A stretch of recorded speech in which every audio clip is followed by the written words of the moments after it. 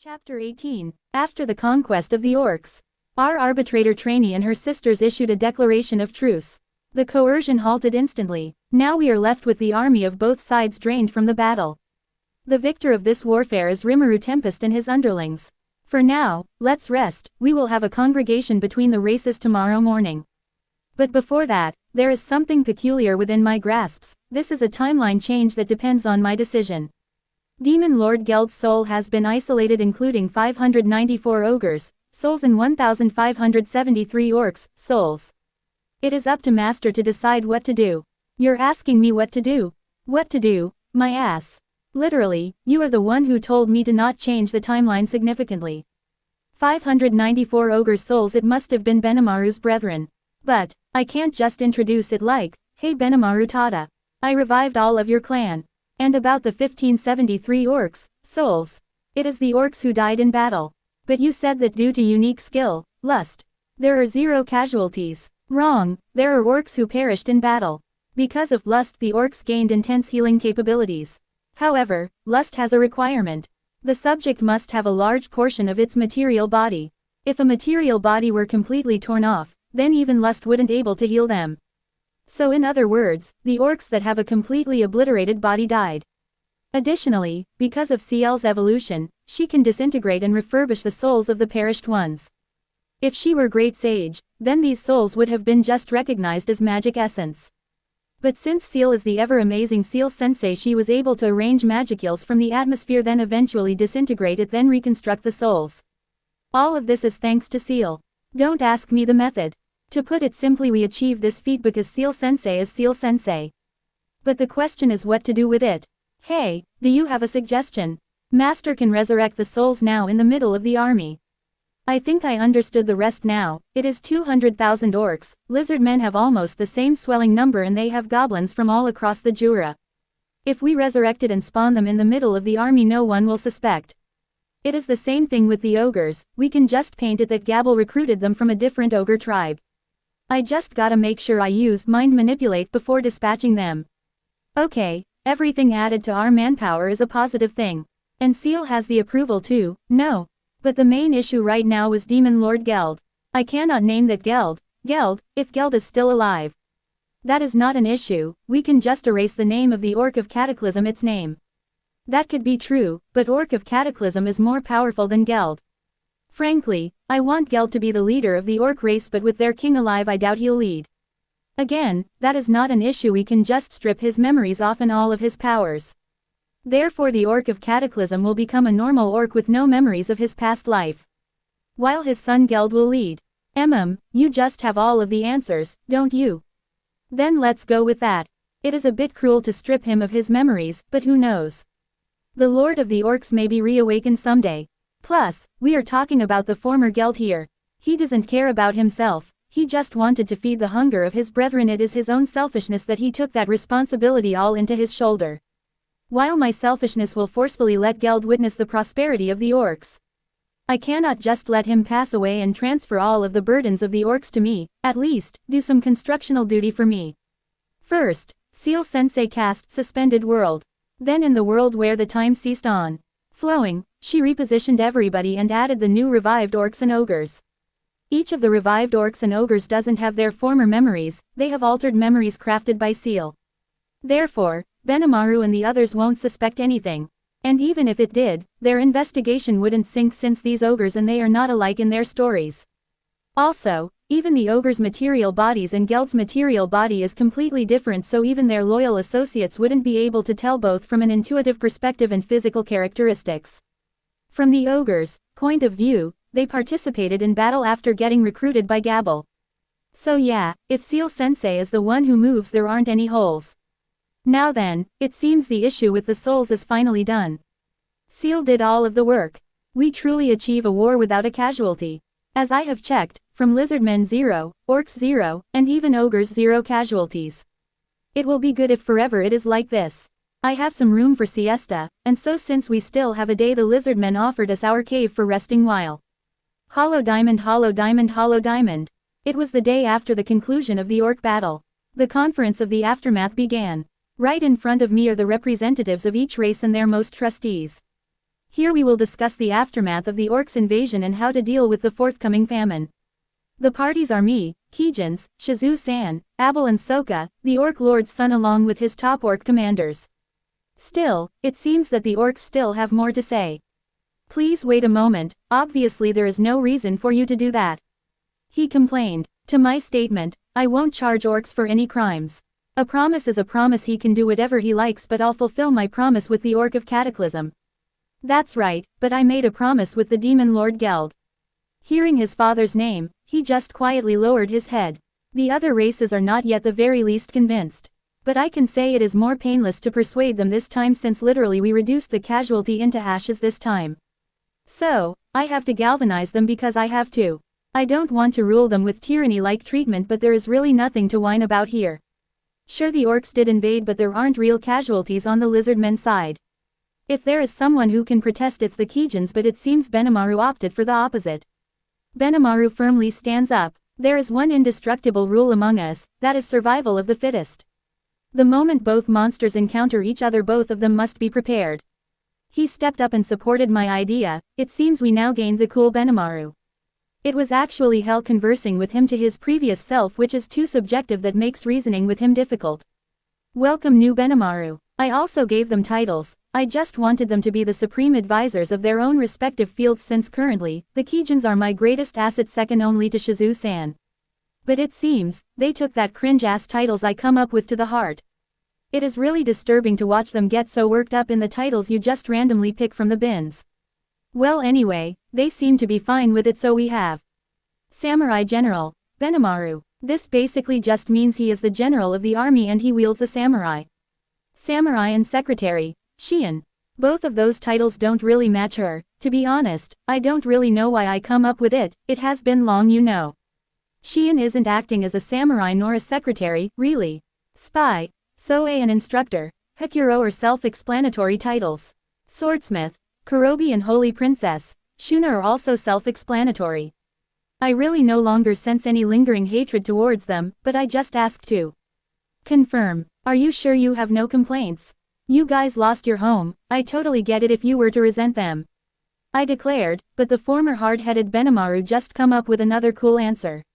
It will raise his popularity level to the extreme. Geez, this is why I resent hot dudes. We will be lying if we don't say we didn't, but if it happens again we will not disgrace ourselves a second time. After the battle, we have asked you to let us continue serving Lord Rimuru. I have been appointed as the Samurai General, or the supreme head responsible for the military affairs. I cannot remove an important force to Lord Rimuru now, can't I? We will show no mercy for those who disobey you, but if the orcs were to join this alliance then we were subordinates of the same master. See, his popularity will now skyrocket even on the Goblinas. Damn Benimaru. Just now Soe nodded his agreement. It was a slight nod, but he was pretty cool. Damn hot guys, I know we are in the middle of a conference, but in the end, I can't stand flashy guys like these two. As I curse both of them internally, I negligently forgot the conference for a moment there, but as I return to the reality I can see the committee to be more convinced than ever, thanks to Benimaru's both kind but a threatening way of doing things. He just low-key threatened the other races too. If you coerce with Lord Rimuru, we won't show mercy. So come join the alliance Lord Rimuru is humbly proposing. Or that's how I interpret his message. Following up a brief statement after Benimaru's menaces. As I was saying, because of my promise to the Orc of Cataclysm Demon Lord Geld, I won't charge any crimes on the orcs. If you have a problem with it you have to take it on me, it's my responsibility now. I don't want them discriminating against the orcs, so we have to rely on a little bit of reliance on terror here. But even so, Abel raises his questions. I can no longer sense any grievance to his inquiry. One question merely asking what we will do after this. If you are not charging any crimes to the orcs, what we will do with them? There are too many of them. Are we just gonna take them in? And forgot all of this mess? Like I said, Abel's question no longer linger any resentment. As the leader of the lizardmen, he is sizing me up with my decision-making and the orcs' reason behind the invasion. Listen, all of this happened because orcs suffered because of famine. If the children of my kin would be fated in the same shoes I would have done the same, and I think everyone will do the same. There are masked Majins involved behind the scenes, right? Some third parties may start targeting the vulnerable Jura forest because of Veldora's disappearance, plus this is a good chance to fulfill my dream. Your dream, Sir Rimuru? Yes, I have a dream that all of the races in the Great Forest of Jura will live together in harmony. Lizardmen will trade and supervise marine resources, the goblins Gabble recruited will offer the orcs temporary shelter, our village will offer our processed products, and the orcs will contribute in labor. As I said that, all seems to be good, all of them seem to be convinced. I just have to make sure they won't regret my leadership. Take that, you can't surprise me anymore, trainee-san, no matter how much I sucked at public speeches I came in your front prepared, cuckoo. Notice, he has a cheat sheet prepared. Hey, honestly you are speaking more like a computer when you embarrass me, some sort of sarcastic comedy gag of seal. Opening square bracket ... closing square bracket.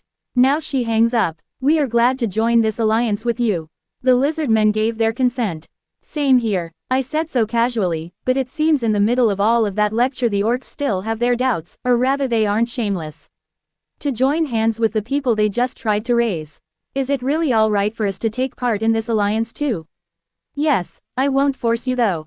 But please think about the hunger of your children. Geld wasn't tactless enough to not realize their crisis with snacks. If they don't work with us, those who have no knowledge in agriculture, engineering, and other unorthodox methods of civilization won't be able to fix starvation. Understanding this, Geld kneeled more gloriously and less shamefully. In my front, with all of his might, he requested me the Orcs alliance. We understood. Please accept the service of our race. I don't tolerate slackers though. I warned. Yes, we will dedicate our lives in devotion to our work. Geld proclaimed gloriously. Now then, it seems like everyone is on the same page now. It's time to wrap this up. Trainee-san, is there any problem with this? I asked our arbitrator. There is none, this is delightful. Our Lord Deity Storm Dragon Veldora and my creator the Great Queen of the Spirits will be happy to see this. The tree ants under my protection will help share some bounty of the forest as well. I believe we can alleviate the orcs' hunger for some time. Today onwards I hereby pledge Great Rimuru and Lady Shizu as the governor of this alliance.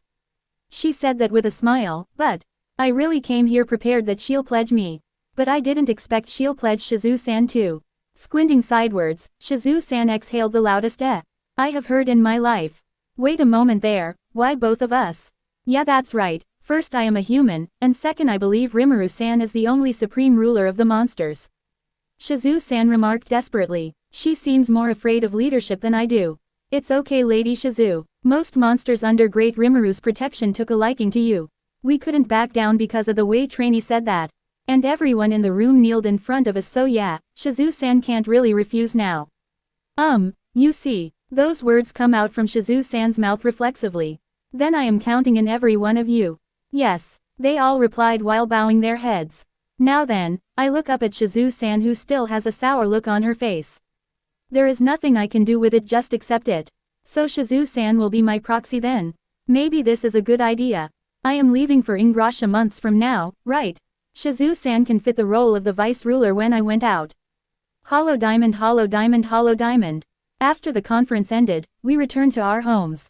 We took in the orcs and they hastily went on work mode. Thanks to auto-naming, the orcs have received their names and improved their work quality and efficiency. Before all of this, I have a few exchanges with New Geld. It seems that 1. The Kijins no longer hold any resentment. 2. Most orcs and lizardmen did admire Shizu-san for her impressive feats in the battle. 3. And the important thing is we have a swelling number of 400,000 in the capital alone. Therefore, I said to Geld, I need you guys to work your asses to the limit. Trainee-san's offered bounties wouldn't last forever. We need to immediately build multiple agriculture establishments where we can plant our crops and some kind of animal manners. Not just that, the water, we need to immediately build underground tubes that will transport water to our capital. Please work together with a goblina named Ririna who is responsible for all of the agriculture-related stuff. We are still gonna rely on the forest's bounty by hunting monsters and plucking out fruit. But feeding 400,000 people is no easy task. But I believe in the saying. If one would think of feeding many people, then it would seem impossible, but if many people would think of how they would feed themselves, then it is easy. If they wanted to eat, they have to work for it. Thankfully every citizen in my country seems to be courteous enough to know that. With every single of 400,000 working in different sectors, we can alleviate this impending hunger in no time. So that's it. The hammering and cutting down of wood in the Jura forest become louder and more intense. So, we allocated I think about 120,000 orcs in constructing just agriculture and housing-related establishments. Then the remaining 80,000 focused more on the military establishments. We really can't be neglectful here. If I allocated every one of them in agriculture, we may have an abundance of food but obliterated when coercion with other forces started. We need to expand our forces now, especially because of the interference of that insect person. He is an individual from the end of space-time, so meaning, every move Yuki and I made was calculated within his grasps. But let's forget about him for now. I disbelieve he'll face me in a frontal fight. I know how powerful this person is, but I doubt he'll be much stronger than me considering he didn't battle me during 10 years in the other timeline. So we have it now, a fully built city in just a span of a month or so. A full working economy, where everyone works in different sectors, and in return, we have to make sure to improve their lifestyle to the best. Why? Because we still don't have currency. So we still have this system of you'll do something for me and I'll do something in return. Rigard along with a few brilliant goblin lords are locked up in the ministry department. I have sympathy for them. Suddenly building a full-fledged city gave them an abundant amount of paperwork. Well, all those paperwork will be signed by me later, so I am screwed as well. Meanwhile, the Kijans and our former army formulate a defense force along with the newly rehabilitated Gabble. Surprisingly, Gabble wasn't exiled, but he come here to our town out of his own way. Soka and the others assimilated their human-like forms and they pledged their allegiance under Soe. Meanwhile, not long Benimaru encountered the ogres I resurrected. He seems not dubious about it, but they formed an elite force of the Kurenai team. After naming the ogres, they evolved into greater ogres, which is between Kijin and ogre mage. It is advantageous for us the founding of Kurenai early on in the game. It would improve our security drastically. We still have the goblin riders and Geld's elite battle orcs, but Kurenai serves like a SWATs. They are the force that will take on extremely dangerous expeditions. In addition, many authorized establishments such as the renovated meeting room, special training courtyard, inns, restaurant, garment shops, and many more. Basically, the dirtiest place most slums in my world cannot outfilth this one. Gain some wealth we can savor. Our lifestyle now is as attractive as what they have in Ingrasha, so I guess this is a fine development. The forest now becomes some sort of an uncharted bountiful place for merchants. But, it is also easy for bandits to roam in the bushes. But for now, the races of the Great Forest of Jura work together, and because of each of theirs hard work in just a span of a month or so, they fixed the issues with food, lodging, and now they can concentrate on developing their resources and connecting with neighboring nations. The congregation of races is a success. To be continued. 18.